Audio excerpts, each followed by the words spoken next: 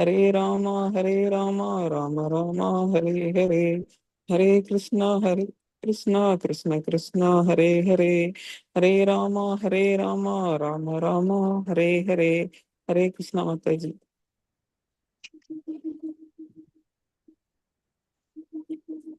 ஹரே கிருஷ்ணா.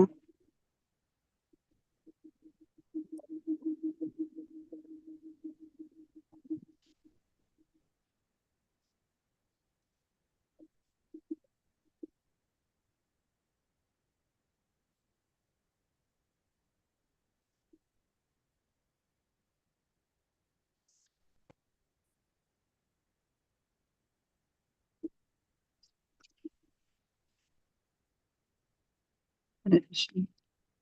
ஓம் அஜ்ஞானதிமிரம் ஞானாஞ்சனாய சக்ஷரமிலிதம் ஏன தஸ்மை ஸ்ரீ குரவே நமः. நமோ விஷ்ணுபாதாய கிருஷ்ணபிரேஷ்டாய பூதலே ஸ்ரீமதே பக்தி வேதாந்த சுவாமிநிதி நாமினே நமஸ்தே சரஸ்வதி தேவி கௌரவாணி பிரச்சாரிணி நிர்விசேஷ शून्यवादी पाशाक्तेश तारिणी. जय श्री कृष्ण चैतन्य प्रभु नित्यानंद श्री द्वैत गदाधर श्रीवासादि गौर भक्तवृंद. हरे कृष्ण कृष्ण कृष्ण हरे हरे, हरे राम राम राम हरे हरे. ஹரே கிருஷ்ணா. அனைவருக்கும் எல்லாரும் ஒரு 3 முறை மகாமந்திரத்தை சொல்லலாம். எல்லாரும் அன்மியூட் பண்ணிக்கோங்க. ஹரே கிருஷ்ணா हरे ஹரே कृष्ण கிருஷ்ணா ஹரே கிருஷ்ணா कृष्ण கிருஷ்ண कृष्ण கிருஷ்ண हरे ஹரே हरे, ஹரே, हरे ஹரே राम ராமா ராம राम ராம राम ஹரே हरे ஹரே हरे. ஹரே. ஹரே हरे கிருஷ்ணா कृष्ण கிருஷ்ணா कृष्ण கிருஷ்ண कृष्ण கிருஷ்ணா हरे ஹரே हरे, ஹரே, ஹரே हरे राम ராமா राम ராம राम ராம हरे ஹரே हरे. ஹரே. ஹரே ஹரே கிருஷ்ணா हरे கிருஷ்ணா. कृष्ण ஹரே कृष्ण கிருஷ்ணா कृष्ण கிருஷ்ண हरे Hare Hare, Hare, Hare Hare Ram Rama Ram Ram Hare Hare. Hare Krishna. Thank you everyone. So இன்னைக்கு நம்ம லெவல் ஆஃப் நாலேஜ் மறுபடியும் கண்டினியூ பண்றோம். ஸோ இது வந்து பாத்தீங்கன்னா இன்னைக்கு 9வது அத்தியாயத்துல 4லிருந்து 10, அப்புறம் வந்து 34வது ஸ்லோகம் பார்க்கணும். ஓகேங்களா? ஸோ எல்லாரும் பகவத்கீதை எடுத்திருக்கீங்களா? இல்லைன்னா இந்த ஸ்லோகம் பார்த்து படிங்க மாதாஜி.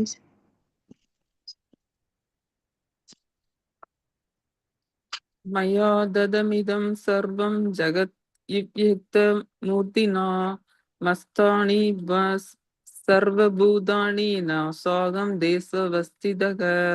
ஹரே கிருஷ்ணா. ஹரே கிருஷ்ணா. மாதாஜி படிக்கிறீங்களா? பிரபு படிக்கிறீங்களா? ஹரே கிருஷ்ண மாதாஜி. ஹரே நான் கிருஷ்ணா. எனது தோன்றாத உருவின்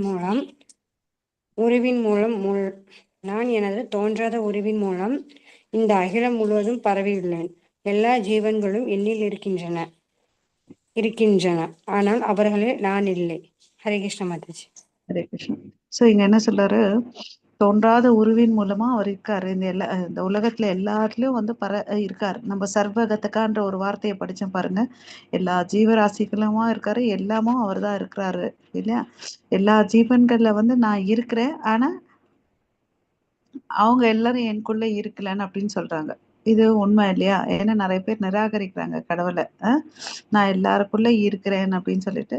ஸோ பக்தி ஜெய். பொருளுரைக்குள்ளாம் பரமபுருஷ பகவானான ஜடப்புலன்களை கொண்டு உணர முடியாது.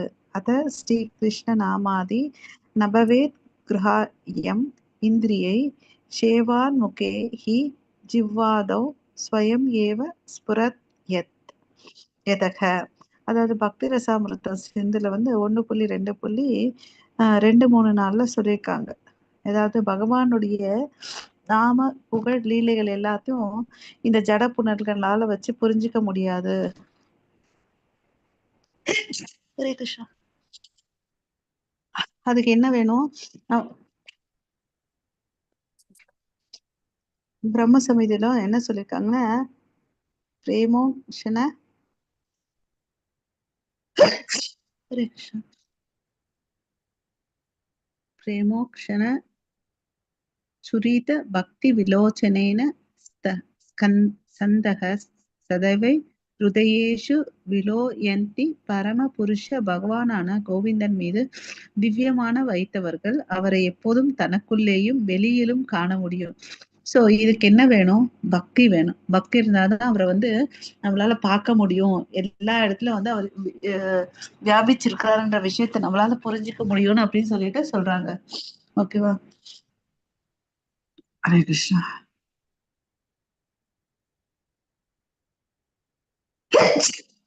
சாரி.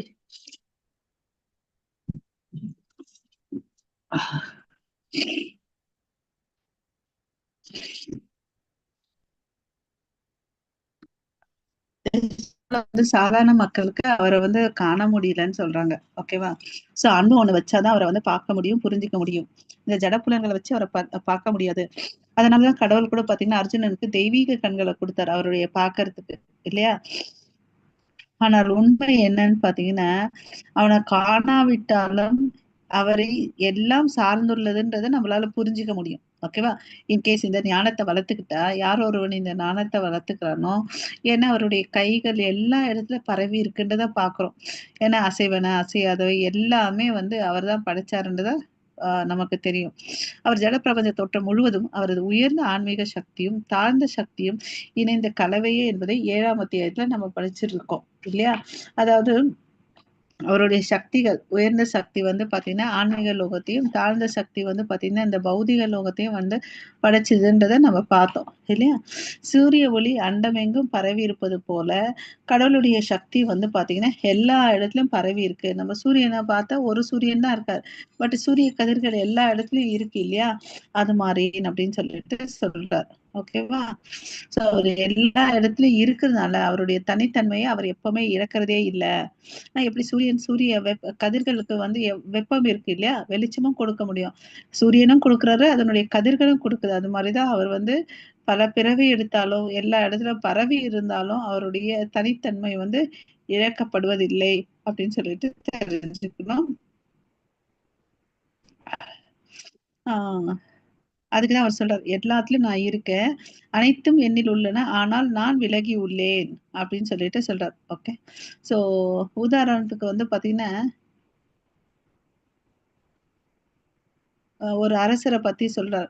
அந்த அரசன் வந்து பாத்தீங்கன்னா அந்த அவனுடைய அரசாட்சியை ஆள்றான். அவனுடைய நாட்டு எதெல்லாம் அவனோட கண்ட்ரோல்ல இருக்கோ அந்த நாடு கிராமத்தை எல்லாத்தையும் வந்து அவன் அரசு ஆள்கிறான், இல்லையா? பல்வேறு அரசாங்க துறைகளும் மன்னனின் சக்தியே. ஒவ்வொரு துறையும் பாத்தீங்கன்னா பல துறைகள் இருக்கு, இல்லையா?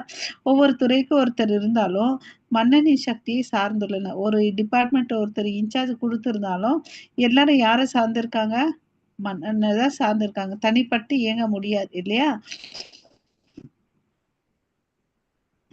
ஏதாவது இது இன்னொரு எக்ஸாம்பிள், இது பண்படாத உதாரணமாகும். இது போலவே நாம் காணும் தோற்றங்கள் மட்டுமின்றி ஜட உலகத்தில் ஆன்மீக உள்ளத்தில் இருப்பவை அனைத்தும் பரமபுருஷ பகவானின் சக்தியை சார்ந்துள்ளது.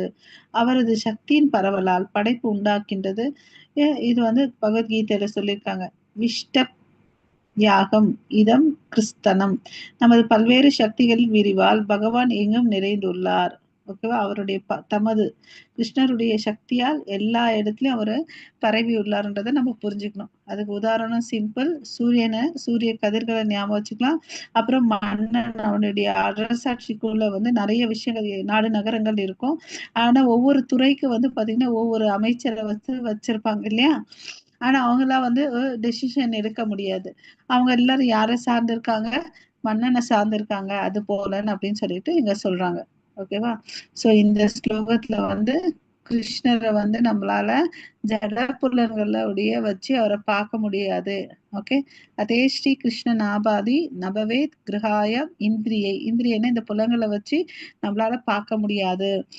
சேவோன் முகே ஹி ஜிவ்வா ஹௌதோ ஸ்வயம் ஏவ ஸ்புரத்யதஹ.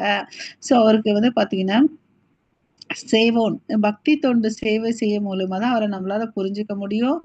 அப்புறம் வந்து என்ன பண்ணணும்னா அவர் மேல திவ்யமான அன்பை வைக்கணும் அப்படின்னு சொல்லியிருக்காங்க. ஓகேவா? இது ரெண்டையும் வச்ச நம்மளால அவரை புரிஞ்சுக்க முடியும். அவர் தான் எல்லாத்துக்கும் மூல காரணம். ஓகேவா? அவர் எல்லா இடத்துலயும் இருக்காரு. ஓகே. அவ்வியக்த மூர்த்தினா அவரை தான் எல்லாம் சார்ந்து இருக்குன்ற விஷயத்த நம்ம தெரிஞ்சுக்கணும். அவருடைய சக்தி 2 இருக்கு. ஓகே. அது வந்து புரிஞ்சுக்கிட்டு அவர் மேல பக்தி தொண்டு பண்ணணும். ஓகே, ஹரே கிருஷ்ணா. இது புரிஞ்சிச்சிங்களா? அடுத்த ஸ்லோகம் போலாமா? மாதாஜி. ம். न स ஹரே मस्तानि पूतानि भस्य मे योगम ऐश्वरम पूद प्रूणस पूदस्तो ममात्मा पूद भावनग. हरे कृष्णा. பிரபு படிக்கிறீங்களா மொழிபெயர்ப்பு? ஹரே கிருஷ்ணா. பிரபு, ஹரே கிருஷ்ணா பிரபு. மாதாஜி படிங்க. ஹரே கிருஷ்ண மாதாஜி. இருப்பினும் படைக்கப்பட்டவை எல்லாம் என்னில் நிலை பெற்றிருக்கவில்லை. எனது யோகத்தின் ஐஸ்வர்யத்தை பார்.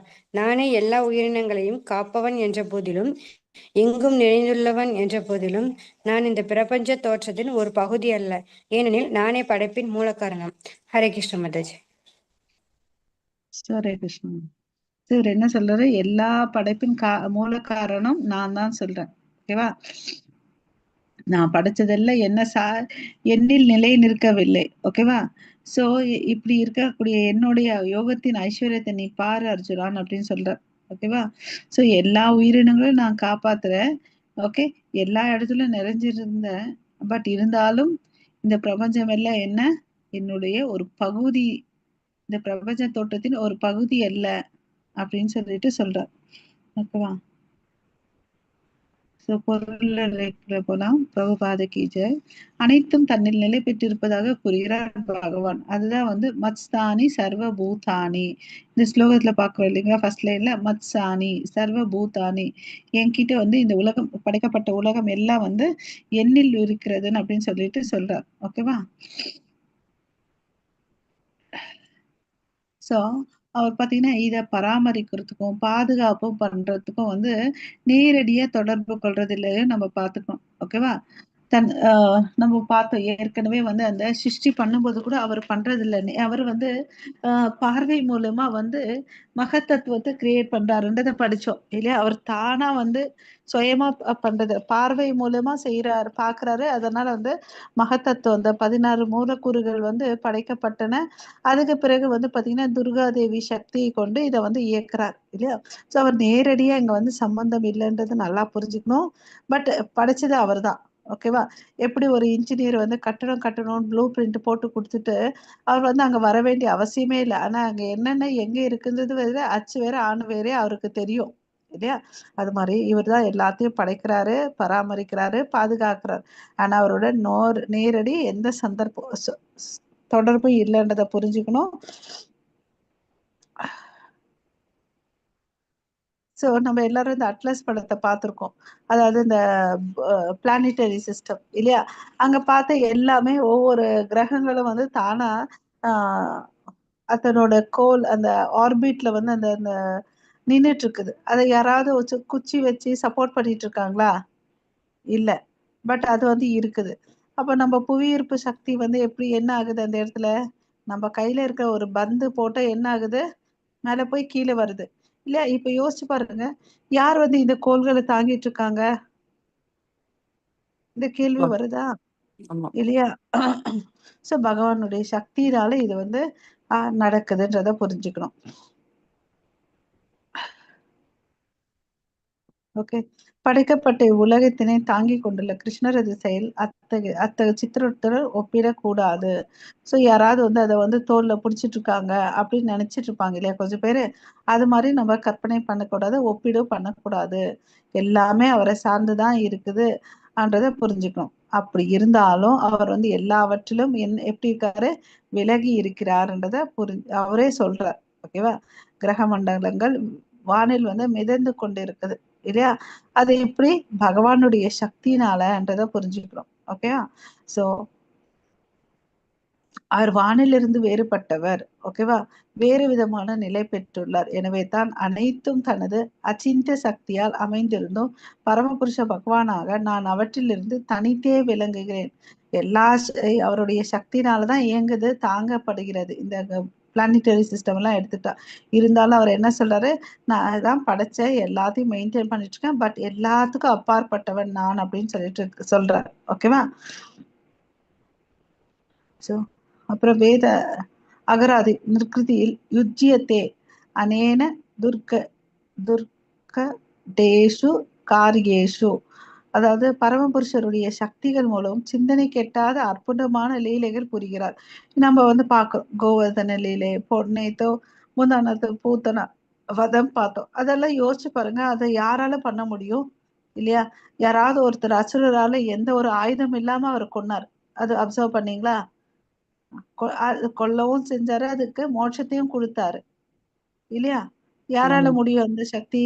கோவர்தன மலையை தூக்குனாரு இல்லையா? 7 வயசு பையனா இருக்கும்போது தூக்குனாரு. யாரால மலையை தூக்க முடியுது?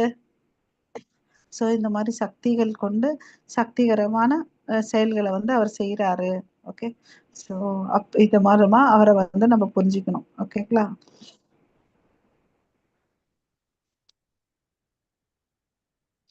அப்புறம் இன்னொரு விஷயத்த சொல்றாரு. நம்ம ஏதாவது ஒரு விஷயத்த செய்யணும்னு நினைக்கிறோம். ஒண்ணு அது செய்ய முடியாம ஆகுது, இல்ல அதுக்கு தடைகள் வருது. ஆனா அதே பாத்தீங்கன்னா கிருஷ்ணன் ஏதாவது செய்யணும்னு நினைச்சா அவருக்கு தடைகளும் வர்றதில்ல. தடைகள் வந்தாலும் அது தகர்த்து எறிஞ்சிடுறார் இல்லையா? நம்மளால அப்படி எல்லாம் இல்ல. அவர் விருப்பம் போது அவர் செயல்களை செய்யறாருன்றத புரிஞ்சுக்கணும். ஓகேவா? நானே அதுக்குதான் அவரே சொல்றார், நானேபா இந்த ஜடத்தோட்டம் முழுவதையும் பாதுகாத்து பராமரிக்கிற போதிலும் நான் அதனை தொடுவதில்லை. இதுக்கும் அதுக்கும் அவர் சம்பந்தமே படுறதில்லை. ஓகேவா? எப்படி ஆகாயம் மேக கூட்டங்கள் அதிலே இருந்தாலும் இரண்டரை கலக்கிறது இல்லை இல்லையா? காற்று இருக்கும், அது எதனோட கலக்காம தனியா இருக்குது இல்லையா? அது மாதிரிதான் பகவான் இருக்கிறாருன்றத நம்ம புரிஞ்சணும். அனைத்தும் பராமரிக்கப்படுகின்றது மற்றும் அனைத்தும் அழிக்கப்படுகின்றது. அவருக்கு மனதில்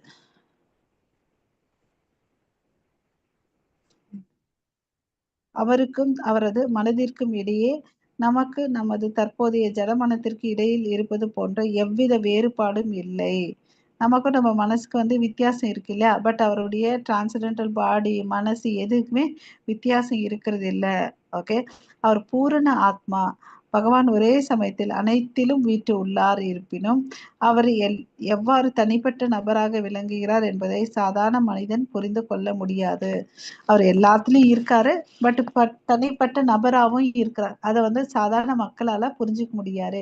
யார் இந்த வேதங்களை படிச்சிருக்காங்களோ கடவுளுடைய காரணமற்ற கருணையினால அந்த ஞானம் கிடைக்கும் ஒருத்தனுக்கு இல்லையா? அதை புரிஞ்சுக்கக்கூடிய ஞானம் கிடைக்கும். அதன் மூலம்தான் அவன் புரிஞ்சுக்கிறான். எல்லாமே அவரை சார்ந்து இருக்குன்னு சொல்லிட்டு சொல்றாங்க. ஓகேவா? சோ இந்த யோகம் ஐஸ்வர்யம் பரம புருஷ பகவானுடைய யோக சக்தி என்று விளக்கப்படுகிறது. சோ இத சிம்பிளா ஒரு வார்த்தையில சொல்லணும்னா, அவர் எல்லா இடத்துலயும் இருக்கிறாரு. எல்லாத்தையும் படைச்சது பாதுகாக்கிறது அவர் தான். பட் எதனோட அவருக்கு அவர் டெபெண்ட் ஆகி இல்ல. எல்லா பொருட்களும் அவர்கிட்ட தான் இருக்குது. பட் அவர் எதையும் சார்ந்து இல்ல அப்படின்னு சொல்லிட்டு சொல்றார். ஓகேங்களா? அதுக்கு உதாரணம் என்ன சொன்னாங்க? பிளானிட்டரி சிஸ்டம் சொன்னாங்க இல்லையா? ஹரே கிருஷ்ணா. இது புரிஞ்சிச்சுங்களா எல்லாருக்கும்? ஹரே கிருஷ்ணா. மாதாஜி. வேணி மாதாஜி பிரபு. புரிஞ்சுது மாதாஜி. நெக்ஸ்ட் ஸ்லோகத்துக்கு போலாமா? ஹரே கிருஷ்ணா. போலாம். ஓகே, ஒரு பாயிண்ட் பிளானிட்டரி சிஸ்டம் அவர் எதையும் சார்ந்து இல்லை. அப்புறம் பாத்தீங்கன்னா ரெண்டாவது பாத்தீங்கன்னா இந்த இன்னொரு எக்ஸாம்பிள் என்ன கொடுத்தாங்க இங்க, நம்ம ஏதாவது ஒரு செயலை செய்யணும்னா தடைகள் நம்ம அமைதியா அவர் செய்யணும்னு நினைச்சதை கண்டிப்பா செய்யறார். எந்த ஒரு தடைகளும் அவர் நிறுத்ததில்லை. நம்மளுடைய உடலுக்கு மனசுக்கு வித்தியாசம் இருக்கு, அவருடைய உடல் மனசுக்கு வித்தியாசம் இல்லை. ஓகேவா? ஹரே கிருஷ்ணா. மாதாஜி, மாதாஜி ஒரு கொஸ்டின் கேட்டீங்களா மாதாஜி? நான் ஒரு மனுஷன் கிட்ட 4 விதமான குறைகள் இருக்குன்னு சொல்லிட்டேன். அது சொல்லட்டுங்க மாதாஜி? மாயை, மற்றவங்கள ஏமாத்துறது, நம்ம தப்பு பண்றது, புலன்களின் குறைபாடு மாதாஜி. கரெக்டுங்களா மாதாஜி? Correct, super. ஹரே கிருஷ்ண மாதாஜி. ஹரே கிருஷ்ணா, சூப்பர். ஹரி போல். இந்த ஸ்லோகம் படிக்கிறீங்களா யாராவது? படிக்கிறேன் மாதாஜி. யதாகாசஸ்திதோ நித்யம் வாயு சர்வத்ரோ மகான் ததா சர்வாணி பூத்தானி மஸ்தானி நித்யுபதாரய. ஹரே கிருஷ்ணா. பிரபு ஹரே மொழி. கிருஷ்ண மாதாஜி. ஹரே கிருஷ்ண. படிக்கட்டுமா மாதாஜி? படிங்க மாதாஜி. எங்கும் வீசிக்கொண்டுள்ள பலத்த காற்று எவ்வாறு எப்போதும் ஆகாயத்தினுள் உள்ளதோ அதுபோலவே படைக்கப்பட்டவை அனைத்தும் என்னில் அமைந்துள்ளதை அறிவாயாக. ஹரே கிருஷ்ண பிரபு மாதாஜி. ஹரே கிருஷ்ண.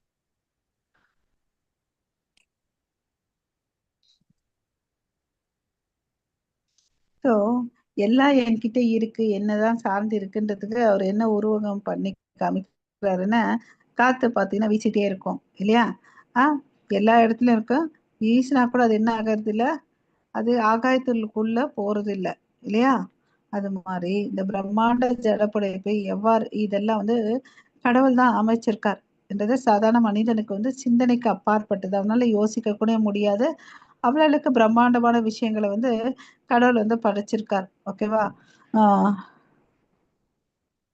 அதுக்கு வந்து எக்ஸாம்பிள் என்ன சொல்லியிருக்காரு, நம்ம காணக்கூடிய சில மிகப்பெரியது வந்து எது, ஆகாயம். அந்த ஆகாயத்துல வந்து பாத்தீங்கன்னா மிகப்பெரிய பிரபஞ்ச தோற்றம் வந்து காற்று. அந்த காற்று அசையுது இல்லையா? காற்று அசைகிறதுனால சில ஆகாய மேக கூட்டங்கள்லாம் போது வருது இல்லையா? காற்று பிரம்மாண்டமாக உள்ள போதிலும் அது ஆகாயத்தினுள் அமைந்துள்ள ஆகாயத்தின் எல்லையை தாண்டுவதே இல்லை. காற்று வந்து எல்லா இடத்துல பரவுது இல்லையா? நமக்கு தெரியும் இல்லையா? எந்த இடத்துக்கு வேணும்னாலும் பரவுறது வந்து காற்று. ஆனா இருந்தாலும் அதனால என்ன பண்ண முடியல, ஆகாயத்தினுடைய எல்லையை வந்து தாண்ட முடியறது இல்லை. அப்ப என்ன ஆகுது, அது ஒரு லிமிட்டட் ஆகுதா? ஆமாவா? அது போலதான் அற்புதமான பிரபஞ்சத்தை முழுவதும் இறைவனான் பரம இச்சையாலே இயங்குகின்றன. அனைத்தும் அவரது பரம இச்சைக்கு கட்டுப்பட்டுள்ளன. சோ இதுதான் அவர் தான் படைச்சாரு. அவருடைய இச்சையினால இது பாதுகாக்கப்படுகிறதுன்றதை நம்ம புரிஞ்சுக்கணும். காற்றுக்கு வந்து ஒரு லிமிட் இருக்குது இல்லையா? பரமபுருஷன் விருப்பமின்றி ஒரு புல்லும் அசையாது என்பதை அனைவரும் அறிவர். அவரது விருப்பப்படியே எல்லாம் நடக்குகின்றது. அவரது விருப்பப்படி அனைத்தும் படைக்கப்படுகின்றன, அனைத்தும் காக்கப்படுகின்றன, அனைத்தும் அழிக்கப்படுகின்றன என்பதை அனைவரும் அனைத்திலிருந்தும் விலகி இருக்கிறார். காற்றின் செயலில் இருந்து ஆகாயம் தனித்து விளங்குவதை போல அப்படின்னு சொல்லிட்டு சொல்றார். இது எல்லாமே அவர் தான் பண்றார். சிம்பிளா என்ன சொல்றது, நமக்கு தெரிஞ்ச விஷயம், காத்தல், படைத்தல், காத்தல், அழித்தல் எல்லாத்தையும் பண்றார். பட் இருந்தாலும் அவர் எதனோட ஒன்றி இல்ல, தனித்து விளங்குகிறான்றத நம்ம புரிஞ்சுக்கணும். ஓகேவா? ஹரே கிருஷ்ணா. சோ யத் விஷவாத பவதே, பரம புருஷருக்கு பயந்தே காற்று வீசுகின்றது என்ற உபனிஷத் தைத்திரிய உபனிஷத் 2.8.1 சொல்லியிருக்காங்க. பிருகத் ஆரண்ய உபனிஷத்துல வந்து 3.8.9 சொல்லியிருக்காங்க. ஏதஸ்ய வா அஷ ரஷ்ய பிரசாசனே கார்கி சூரிய சந்திர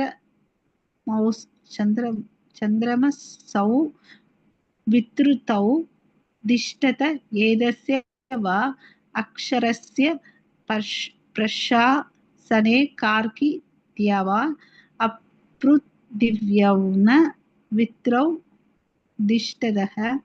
பரமபுருஷ பகவானின் மேற்பார்வையில் அவரது உன்னத கட்டளையின்படி சந்திரன், சூரியன் மற்றும் இதர பெரும் கிரகங்கள் இயங்குகின்றன. பிரம்ம சம்ஹிதையில இதை சொல்லியிருக்காங்க. ஓகேவா? ஸோ காற்று, சூரியன், சந்திரன் எல்லா கிரகங்களும் அவருக்கு பயந்துதான் வேலை செஞ்சுட்டு இருக்குது. எப்படி வந்து ஸ்கூல்ல வந்து டீச்சருக்கு பயந்து ஸ்டூடெண்ட்ஸ் இருப்பாங்க இல்லையா? அது மாதிரி எல்லாமே அவருக்கு பயந்துதான் வந்து வேலை செஞ்சுட்டு இருக்குது. ஓகேவா?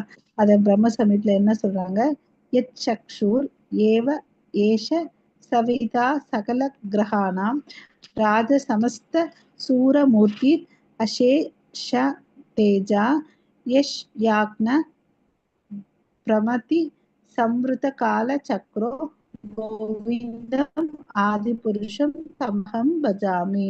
ஓகேவா? இத என்ன சொல்றாங்கன்னா, சூரியனுடைய இயக்கத்தை பத்தி சொல்றாங்க. சூரியன் வந்து பாத்தீங்கன்னா நம்ம பரமபுருஷ பகவானுடைய ஒரு கண்ணு வந்து சூரியன், இன்னொரு கண்ணு வந்து சந்திரன் நம்ம பார்த்திருக்கோம் இல்லையா? சோ அப்ப வந்து பாத்தீங்கன்னா வெப்பத்தையும் ஒரு சூரியன் என்ன கொடுக்க முடியும், 2 விஷயத்த கொடுக்க முடியும். ஒண்ணு வெப்பம், இன்னொன்னு ஒளி இல்லையா? இது வந்து அவருடைய அளவற்ற சக்தியை வந்து குறிக்குது. சோ கோவிந்தனுடைய உன்னத விருப்பம் அவருடைய கட்டளைப்படிதான் இது வந்து இயங்கிட்டு இருக்குதுன்னு சொல்லிட்டு வர்ணிக்கிறாங்க. ஓகேவா? சோ ஸோ இதுல இருந்து என்ன தெரியுது, எல்லாமே அவருடைய கட்டுப்பாட்டுல தான் இருக்குன்றத ஆதாரபூர்வமா வேதங்கள்ல வந்து நம்மளால பார்க்க முடியுது இல்லையா. ஸோ இதை வந்து இன்னும் ஃபர்தரா வந்து இங்க வந்து எக்ஸ்பிளைன் பண்றார். ஓகே, ஹரே கிருஷ்ணா. இந்த இதுல என்ன பார்த்தோம், எல்லாமே அவரை நம்பிதான் இருக்குன்றத வந்து சொல்றார் இல்லையா. ஸோ ஏற்கனவே சொன்ன பாயிண்ட்ஸ் இங்க வந்து பாத்தீங்கன்னா இங்க பிரம்ம சமிதையில அப்புறம் சில உபநிஷத்துல உதாரணம் காண்டு பொதுவா வந்து குறிப்பா வந்து இந்த இடத்துல வந்து சூரியனை வச்சு அவரு டிஸ்கிரைப் பண்றார். ஓகே, இந்த ஸ்லோகம் புரிஞ்சிச்சுங்களா? அடுத்ததுக்கு போலாம்னா படிங்க. மாதாஜி. சர்வபூத்தானி கௌந்தேய பிரக்திதிம் யாந்தி மாமிகாம் கல்பஸ்ரீ புனஸ்தானி கல்பாதோ விஸ்ருஜாம் யகம். ஹரே கிருஷ்ணா. மாதாஜி லைவ் இருக்கா மாதாஜி? இருக்கு மாதாஜி. ஹரே பிரபு மொழிபெயர் படிக்கிறீங்களா? ஹரே கிருஷ்ணா பிரபு. மாதாஜி அவங்க படிக்கிட்டு மாதாஜி கேட்டுக்கிறோம். நீங்க படிங்க பிரபு. ஒண்ணு பிரபுஜி படிங்க பிரபுஜி, ஒண்ணும் இல்ல. இன்னும் கொஞ்ச நாள் ஆகட்டும் மாதாஜி. பிரபு ஒண்ணுமே இல்ல, சிம்பிள் தான், படிங்க பிரபு. ஒண்ணும் இல்ல, ஒண்ணு படிங்க போதும். குந்தியின் மகனே.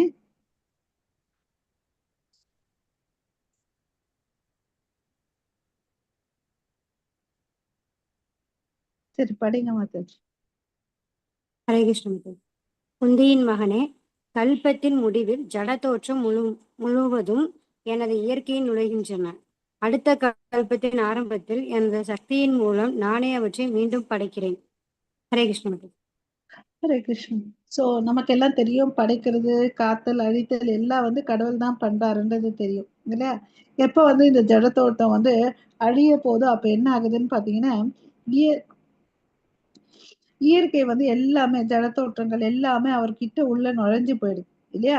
அப்புறம் எப்ப வந்து அவர் சிருஷ்டிக்க போறாரோ அப்போ வந்து மறுபடியும் வந்து அவர்கிட்ட இருந்து எல்லாம் வந்து படைக்கப்படுதுன்னு அப்படின்னு சொல்லிட்டு சொல்றார். ஓகேவா.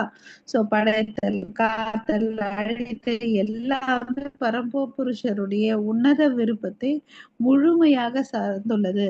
கல்பத்தின் முடிவில் என்றால் பிரம்மாவின் மரணம் போது அப்புறம் 100 வருடங்கள் வாழக்கூடிய பிரம்மாவின் ஒரு பகல் நமது பூவுலக கணக்கில் அது என்ன இருக்குது, அது யாராவது படிங்க டிஜிட்ஸ் அந்த வருடங்களுக்கு. வருடங்கள். ஓகேவா. அவரது இரவும் அதே போன்ற நீண்ட காலமாகும். அத்தகு பகலையும் இரவுகளையும் கொண்ட 30 நாட்கள் அவரது ஒரு மாதம். இது போன்ற 12 மாதங்கள் கொண்டது அவரது ஒரு வருடம்.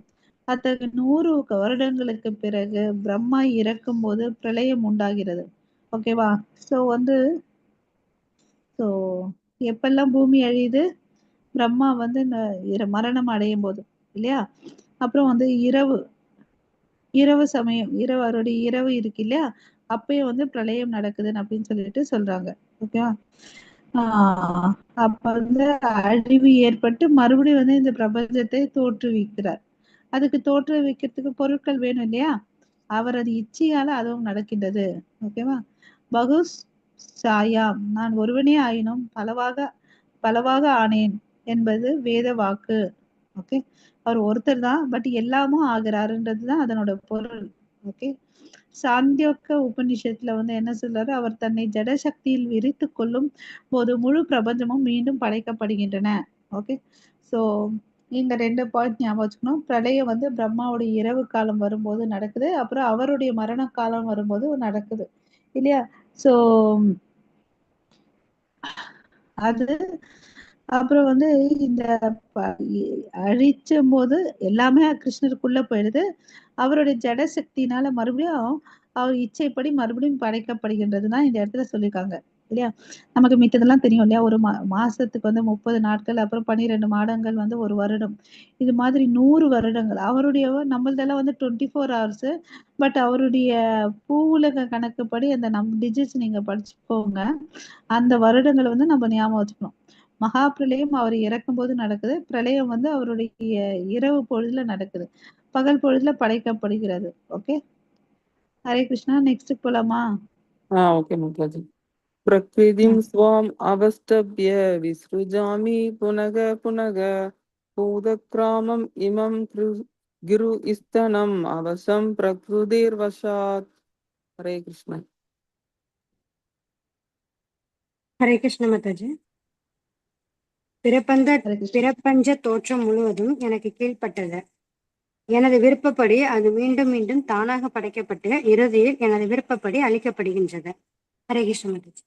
ஹரே கிருஷ்ணா. இவர் என்ன சொல்றாருங்க, இது எல்லாமே தன்னுடைய கண்ட்ரோல்ல தான் இருக்கு அப்படின்னு சொல்லிட்டு சொல்றாரு. எல்லாமே எனது விருப்பப்படிதான் வந்து தானாக படைக்கப்பட்டது. அப்புறம் கடைசியில எல்லாம் பாத்தீங்கன்னா என்னோட விருப்பப்படி அழிக்கப்படுகிறது. சிம்பிள். என்னோட விருப்பப்படி படைக்கப்படுகிறது.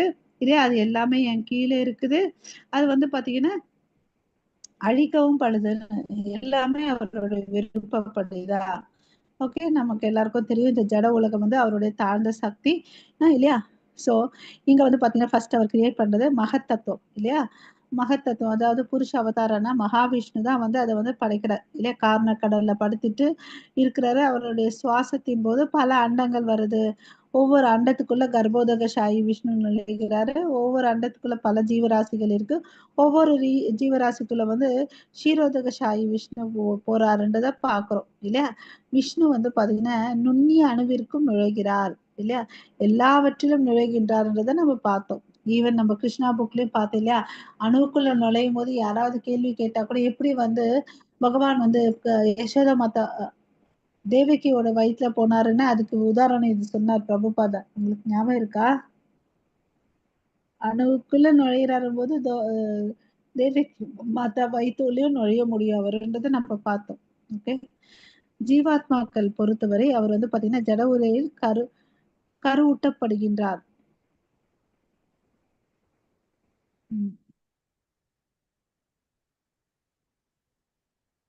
ஜீவாத்மாக்களை பொறுத்தவரை அவர்கள் இந்த ஜட இயற்கைக்குள் ஓகே, ஜீவாத்மாலாம் வந்து பாத்தீங்கன்னா இந்த ஜட இயற்கைக்குள்ள வராங்க. அவங்க வந்து பாத்தீங்கன்னா அவங்கவுங்க செயல்களின் அடிப்படையில் பல்வேறு நிலைகளை வந்து அடைகின்றார்கள். ஓகேவா. இதன் மூலமா அவரும் ஜட சம்பந்தப்பட்டுட்டு பல செயல்களை செஞ்சுட்டு இருக்காங்க. ஓகே, இது மாதிரி பல்வேறு உயிரினங்கள் இயக்கங்கள் படைப்பின் தொடங்குகின்றன. ஓகேவா. இவ்வாறு பல்வேறு உயிரினங்களின் இயக்கங்கள் படைப்பின் ஆரம்ப காலத்திலே தொடங்குகின்றன. அவை பரிணாமப்பவை அல்ல. பிரபஞ்சமே படைக்கப்பட்ட போதே பல்வேறு உயிரினங்களுக்கு உடனடியாக படைக்கப்பட்டன. மனிதர்கள், மிருகங்கள், பறவைகள் என அனைத்தும் ஒரே நேரத்தில் படைக்கப்படுகின்றன. ஓகேங்களா. எல்லாமே ஒரே சமயத்துலதான் வந்து படைக்கப்பட்டது. மனுஷன், மிருகம், பறவை எல்லாமே அப்படின்னு சொல்றாங்க. ஓகேவா. முந்தைய பிரளயத்தின் போது குறிப்பிட்ட ஜீவாத்மாவின் விருப்பம் என்னவோ அதற்கேற்பவே அவன் மீண்டும் தோன்றுகின்றான். ஓகேங்களா. சோ படைப்புல வந்து பாத்தீங்கன்னா ஜீவாத்மாக்கு எந்த பங்கும் இல்லை என்பதை அவன் வந்து என்ன பண்ணணும், அத வந்து என்ன சொல்றாங்க, அவேஷம் என்னும் வார்த்தை தெளிவாக குறிப்பிடப்படுகின்றது. ஓகே, அவேஷம். சோ அவரது விருப்பம் போல இந்த பிறவி இருக்குது. ஓகே, ஹரே கிருஷ்ணா.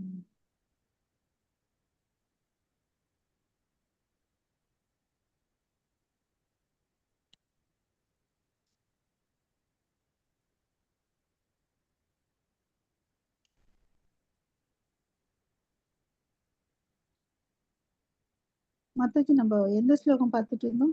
7 8 8. மாதாஜி ஹரே கிருஷ்ண மாதாஜி. நேற்று ஸ்ரத்தா சாது சங்கம் அப்படின்னு கேட்டீங்க மாதாஜி. 9 படிகள் அது எக்ஸ்பிளனேஷன் சொல்லட்டுங்களா மாதாஜி? சொல்லுங்க. முதலில் ஒருவன் தன்னுணர்வுக்கான ஆரம்ப ஆவலை பெற்றிருக்க வேண்டும். இது அவனது ஆன்மீகத்தில் முன்னேறியவர்களுடன் உறவு கொள்ள முயற்சிக்கும் நிலைக்கு கொண்டு வரும். அடுத்த நிலையில் உயர்ந்த ஆன்மீக குருவிடம் தீட்சை பெறும் ஆரம்ப நிலை பக்தன் அவரது கண்காணிப்பின் கீழ் பக்தி தொண்டினை தொடங்குகிறார். ஆன்மீக குருவின் வழிகாட்டலின் கீழ் பக்தி தொண்டை செயலாற்றுவதால் ஒருவன் வாழ்வின் எல்லா ஜட பற்றுதல்களிலிருந்து விடுபட்டு தன்னுணர்வில் உறுதி பெற்று பூரண புருஷோத்தமரான பகவான் ஸ்ரீ கிருஷ்ணரை பற்றி கேட்பதில் ருஷியை காண்கின்றான். இந்த ருஷி அவனை கிருஷ்ண உணர்வின் மீது பற்றுதல் கொள்ளும் நிலைக்கு கொண்டு வர செய்கிறது. கொண்டு செல்கிறது. அந்நிலை முதிர்ச்சி பெறும்போது திவ்யமான இறையன்பின் ஆரம்ப நிலையான பாவ நிலையை அடைகிறான். அந்த இறையன்பின் உண்மையான நிலையே பிரேமை எனப்படும். அதுவே வாழ்வின் மிக உயர்ந்த பக்குவ நிலையாகும். அந்த பிரேமின் நிலையில் ஒருவன் இறைவனின் அன்பு தொண்டில் இடையறாது ஈடுபட்டுள்ளான். எனவே அங்கீகரிக்கப்பட்ட ஆன்மீக குரு வழிகாட்டலின் கீழ் பக்தி தொண்டினை பயிற்சி செய்வதால் எல்லா விதமான பௌதிக பற்றுகள், ஆன்மீக தத்துவத்தை கண்ட பயம், சூன்யவாத தத்துவத்தினால் எழும் விரக்தி ஆகியவற்றிலிருந்து விடுபட்டு உன்னத நிலையை அடைய முடியும். அதன் பின் இறுதியில் பரமபுருஷனின் திருநாட்டை சென்றடையலாம். ஹரே கிருஷ்ண மாதாஜி. ஹரே கிருஷ்ணா. சூப்பர் மாதாஜி. ஸோ அந்த 9 பெயர்கள் சொல்ல முடியுமா மாதாஜி? விளக்கம் சொன்னீங்க. ஸ்ரத்தா, ஸ்ரத்தா, சாது சங்கம், பஜன கிரியா, ஸ்லோகம் சொல்லிட்டு மாதாஜி. ஆதவ் சத்தா தத சாது சங்கம். ஹரே கிருஷ்ணா. ஸ்லோகம் வேண்டாம், இந்த 9 வார்த்தைகள் வேணும். தன்னுணர்வு ஆன்மீக குரு மாதாஜி. இல்ல மாதாஜி, அது இல்ல பார்த்துட்டு சொல்லுங்க. ஓகேவா? நம்ம கிளாஸ்க்குள்ள போலாம். சோ அவன் இச்சைப்படி எப்ப அழிக்கும் போது இருக்குதோ அந்த இச்சைக்கு ஏத்த மாதிரிதான் படைக்கும் போது அதுக்கு தகுந்த உடல்களை எடுத்துட்டு பிறக்கிறான்றத நம்ம இந்த இடத்துல புரிஞ்சுக்கணும். ஓகேவா? சோ அவனை இவை அனைத்தும் தானாக நடந்தேறி விடும். இதுவே பரமபுருஷ பகவானின் அச்சிந்த சக்தி ஆகும். சோ அவர் நினைக்கிறாரு, அதுக்கு ஏத்த மாதிரி ஆட்டோமேட்டிக்கா எல்லாம் நடக்குது. இதுதான் அச்சிந்திய சக்தி. ஓகே. அவருக்கு உயிர்களுடன் எந்த தொடர்பும் இல்லை. பல்வேறு உயிர்வாழிகள் விருப்பங்களை பூர்த்தி செய்வதற்காக இவ்வுலகம் படைக்கப்படுகின்றது. இந்த பாயிண்ட் நல்லா புரிஞ்சுக்கோங்க. இந்த பல்வேறு ஜீவராசிகளுடைய ஆசையத்தை திருப்திப்படுத்துறதுக்கோசம் தான், பூர்த்தி பண்ணிக்கிறதுக்கோசம் இந்த வாய்ப்பை கடவுள் கொடுக்குறார். நம்ம நேத்தும் பார்த்தோம். அதாவது ஒரு நமக்கு ஒரு சுதந்திரம் கொடுத்துருக்காரு, குட்டி சுதந்திரம். அதை நம்ம எப்படி உபயோகம் பண்ணிக்கிறோம் தான் இம்பார்ட்டன்ட். நம்ம இங்க யூஸ் பண்ணிட்டு அவர்கிட்ட போறோமா என்னன்றதை நம்ம பார்க்கணும். ஓகேவா? ஹரே கிருஷ்ணா. அடுத்த ஸ்லோகம். நசமாம்தானி கர்மாணி நிபத்னஞ்சி தனஞ்சய உதாசீனவத் ஆசீனம் அசக்தம் தேசு கர்மசு. ஹரே கிருஷ்ணா. சோ இங்க என்ன சொல்றாரு? இந்த செயல்கள் எதுவுமே என்ன பந்தப்படுத்தாது. நடுநிலையில் அமைந்துள்ள நான் இந்த பௌதீக செயல்கள் இருந்து எப்போதும் விலகியே உள்ளேன். சோ இதை எதுவுமே என்ன பந்தப்படுத்தாது. சோ இதுல இருந்து என்ன தெரியுது? பரமபுருஷ பகவான் செயலற்றவர் என்று யாரும் எண்ணிவிடக் கூடாது.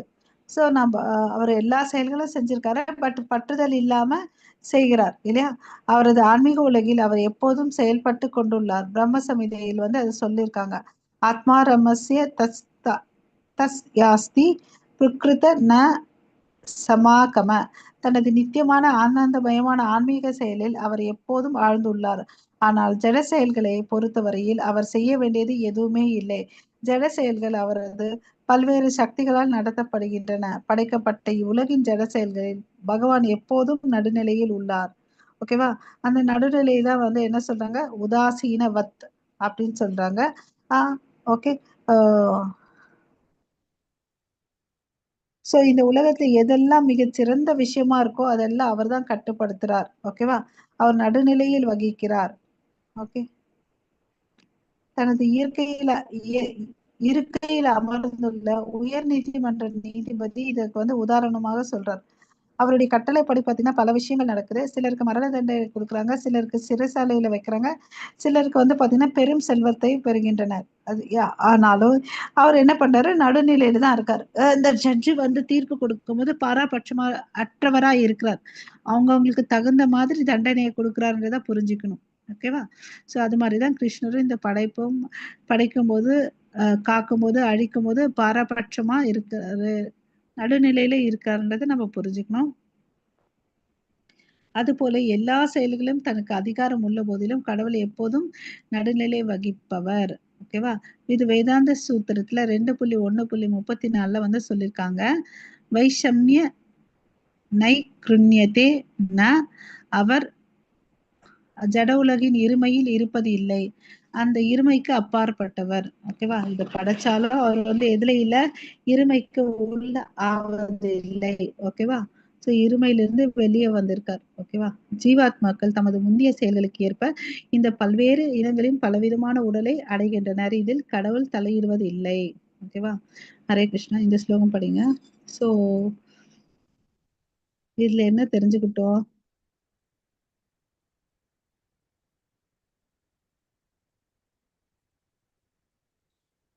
அவர் வந்து எப்பொழுதும் வேலை செஞ்சுட்டு தான் இருக்காரு, சும்மா இருக்கிறது இல்ல. ஓகேவா? அப்புறம் ஆத்மா ராமா, அதாவது தன்னிலே திருப்தி அடைகிறவர். ஓகேவா? செகண்ட் பாயிண்ட், அவர் வந்து ஆன்மீக செயலில் எப்பொழுதும் ஆழ்ந்து உள்ளார். ஓகேவா? சோ இந்த ஜட உலகத்தை வச்சு பார்த்தோன்னா அவர் எதையுமே செய்ய வேண்டிய அவசியமே இல்லை. பட் இருந்தாலும் அவருடைய சக்திகள் வந்து இதை வந்து நடத்திட்டு இருக்குதுன்றத புரிஞ்சுக்கணும். அவர் நடுநிலையில இருக்கிறவர். அதுக்கு உதாரணம் வந்து ஜட்ஜை வச்சு பார்த்தோம். ஓகேவா? சோ ஜட்ஜ் வந்து அவருங்க இப்போ ஒருத்தர் தப்பு பண்ணியிருந்தா அவனுக்கு என்ன பண்றாங்க, தூக்கு தண்டனை கொடுக்குறாங்க இல்லையா? சில தப்புக்கு வந்து அவங்களுக்கு வந்து என்ன பண்றாங்க, பெனால்டி பண்றாங்க, இல்லைன்னா சிறைச்சாலையில வைக்கிறாங்க.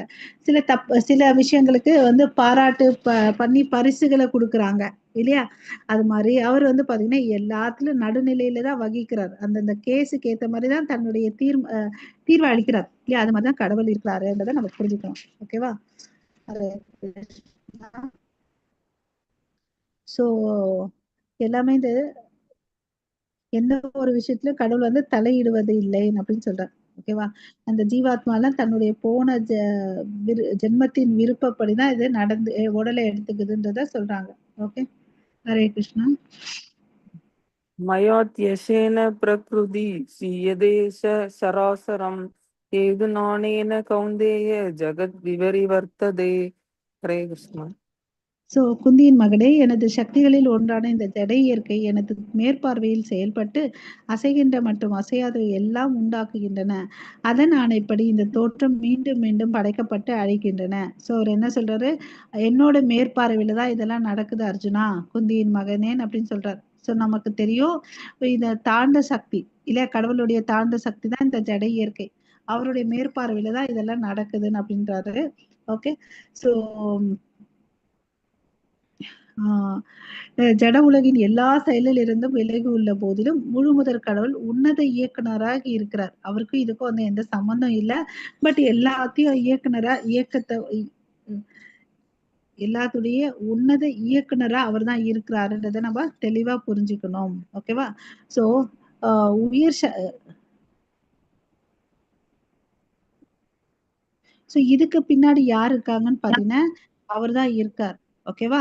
சோ நிர்வாகம் ஜட இயற்கையால நடத்தப்படுகின்றது. அவருக்கு இதுக்கும் எந்த சம்பந்தம் இல்லைன்றதை பார்க்கணும், தெரிஞ்சுக்கணும். கிருஷ்ணர் தான் வந்து பாத்தீங்கன்னா அகம் பீஜ பிரதாமகான் அப்படின்னு நம்ம பார்த்திருக்கோம்.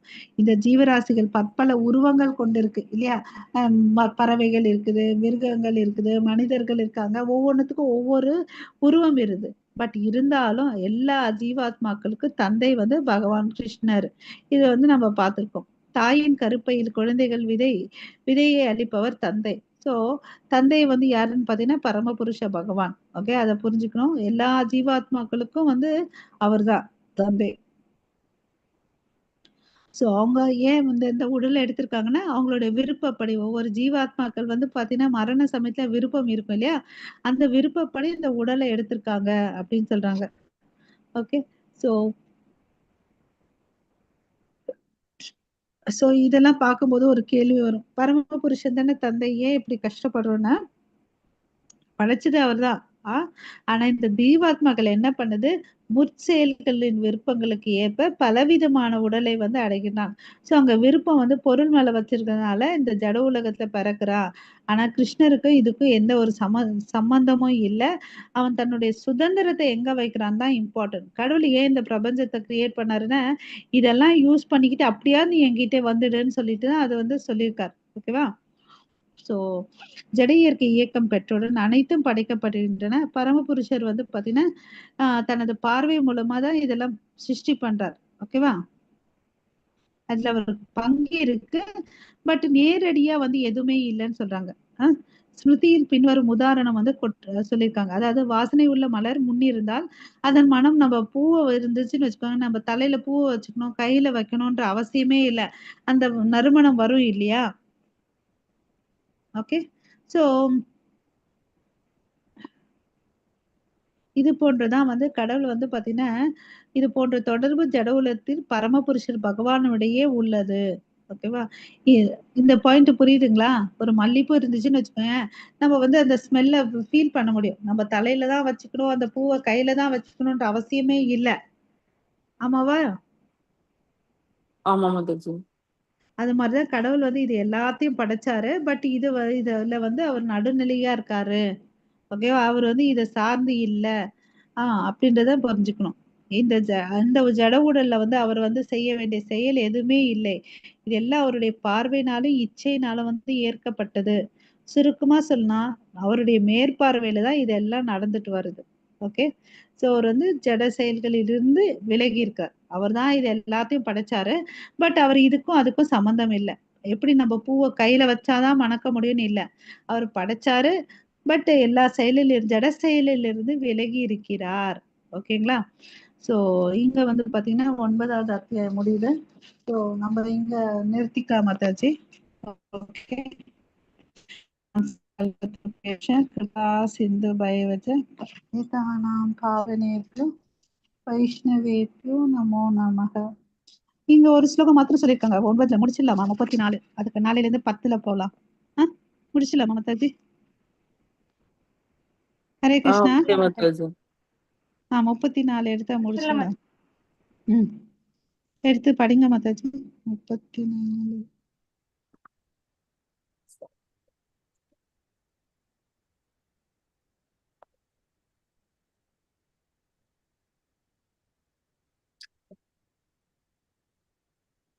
படிக்கட்டுமா மாதாஜி? படிங்க மாதாஜி. மன்மனா பவ மத்பக்தோ மத்யாஜுமாம் நமஸ்குரு மாம் ஏவைஷி யுக்வைபம் ஆத்மானம் மத் பராயணக. ஹரே கிருஷ்ணா. ஹரே கிருஷ்ணா. மாதாஜி மொழிபெயர் படிச்சிருங்க வேணி மாதாஜி. Okay madam. ஹரே கிருஷ்ணன். உனது மனதை எப்பொழுதும் என்னை பற்றி சிந்திப்பதில் ஈடுபடுத்தி எனது பக்தனாகி எனக்கு வந்தனை செய்து என்னை வழிபடுவாயாக. இவ்வாறாக என்னை முழுமையாக லயித்து நிச்சயமாக நீ என்னிடமே வருவாய். ஹரே கிருஷ்ணன். ஹரே கிருஷ்ணா. சரி, நீங்க என்ன சொல்றாரு? கலங்கமா உன்னோட மனசை வந்து என்ன பண்ண, என் மேல எப்பயதையும் அதனால் சிந்தனைப்படுத்து, என்னோட பக்தனாகு, எனக்கு வந்தனை செய்யு. இப்படி பண்றதுனால நீ என்னவா என்னில் வருவாய், என்னில் முழுமையாக லயிப்பாய் அப்படின்னு சொல்லிட்டு என்கிட்டயே வருவேன் அப்படின்னு சொல்றார். ஓகேவா? ஸோ கலங்கமான இந்த ஜட உலக பந்தத்திலிருந்து விடுப்பதற்கு ஒரே ஒரு வழி என்னன்னு பார்த்தீங்கன்னா கிருஷ்ண உணர்வு. ஓகேவா? ஸோ இதை நம்ம தெளிவா புரிஞ்சுக்கணும். அதுக்கு அடுத்தது வந்து பார்த்தீங்கன்னா எல்லாவித பக்தி தொண்டும் புருஷோத்தரமான முழுமுதற் கடவுள் ஸ்ரீ கிருஷ்ணருக்கு செய்யப்பட வேண்டும் என்ற கருத்து இங்கே தெளிவாக உள்ளது. அதுதான் சொல்ற மன்மனா பவ மத் பக்தோ மத்தியாமே மத்தியாஜிமாம் நமஸ்குரு. ஓகே. என்ன வந்து ஏத்துக்கோ, என்னை பத்தி எனக்கு வந்து வந்தனை செய்ய, என்னை பத்தி சிந்தனை செய்யணும் அப்படின்னு சொல்றாரு. ஓகேவா? என்னை வழிபடுவதன் மூலமாக நீ என்னவ என்கிட்ட வந்து சேருவேன் அப்படின்னு சொல்றாரு. ஓகே. ஹரே கிருஷ்ணா.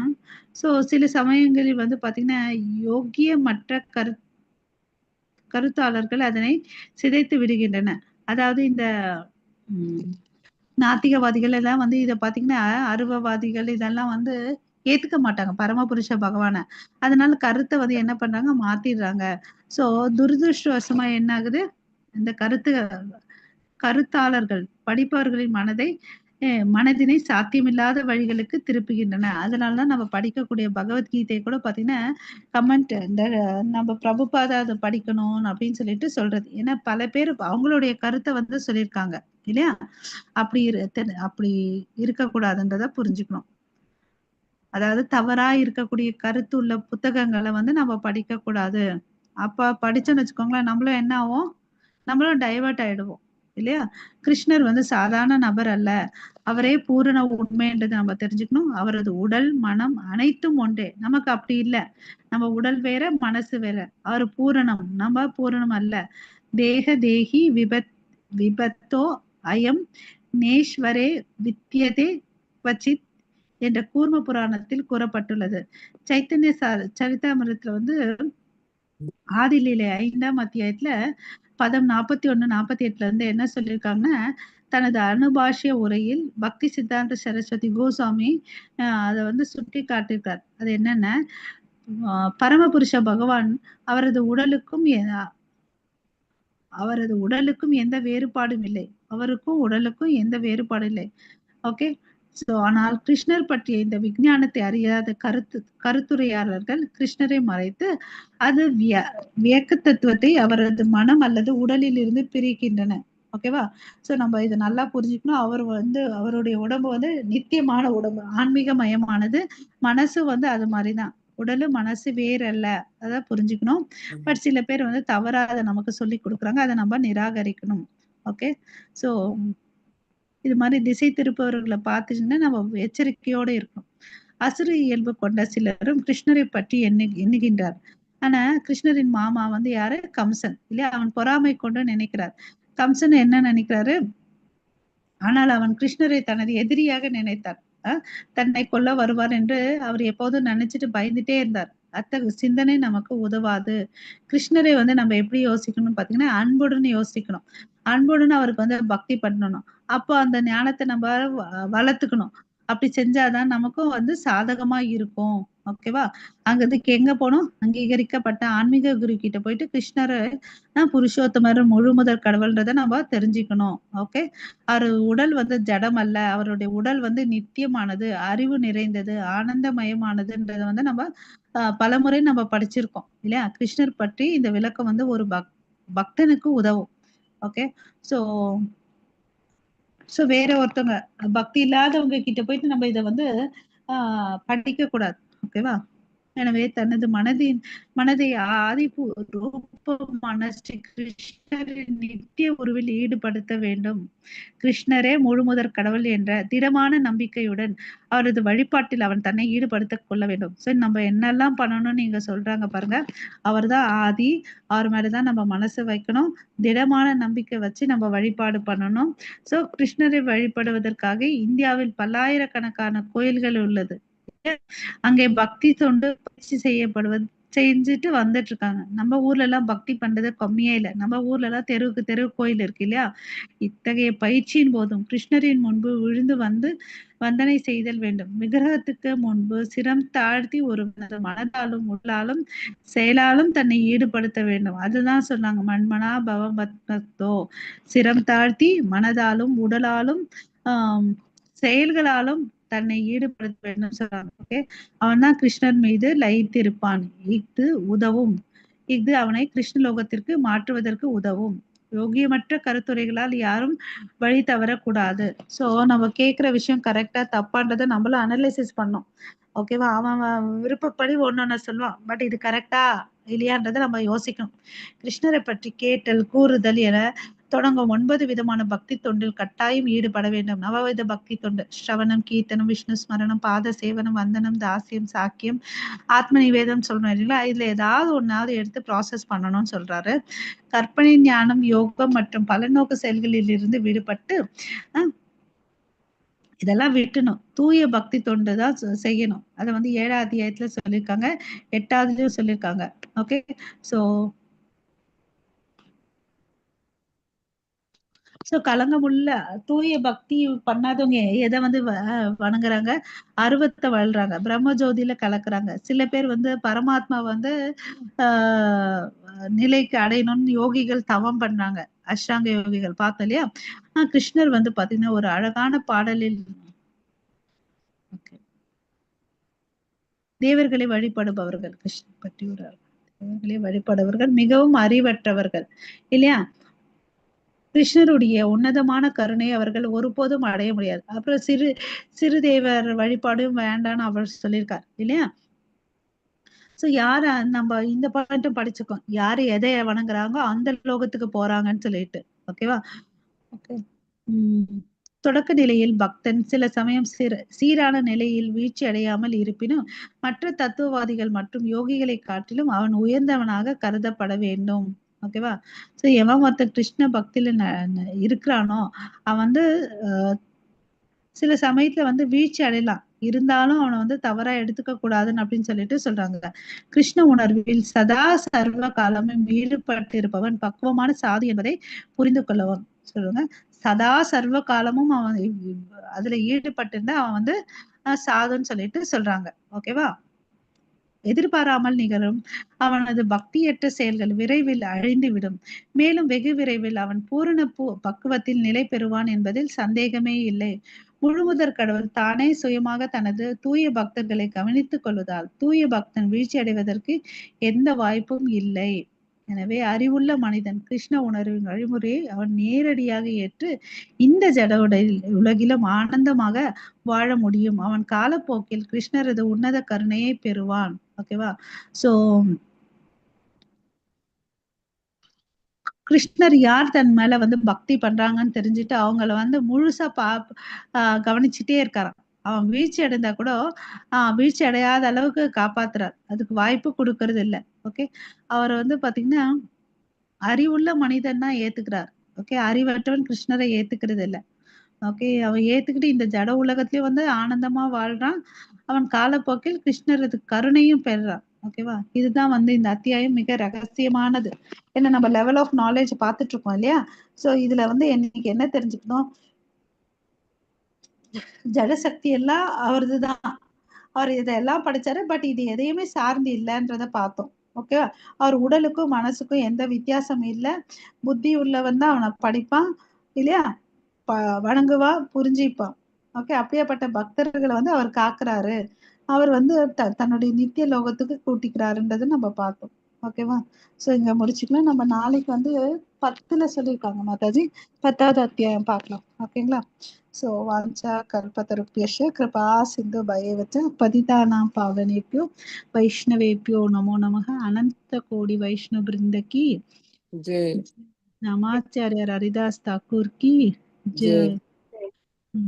जगत गुरु श्रील प्रभुपाद की जय जय। श्रीमद भगवत गीता की जय जय। हरे कृष्णा महामंत्र की जय। जय All glories to assemble devotees of Hare Krishna. All glories to Guru and Gauranga. Hare Krishna. அனைவருக்கும் நன்றி மாதாஜி, பிரபுஜி.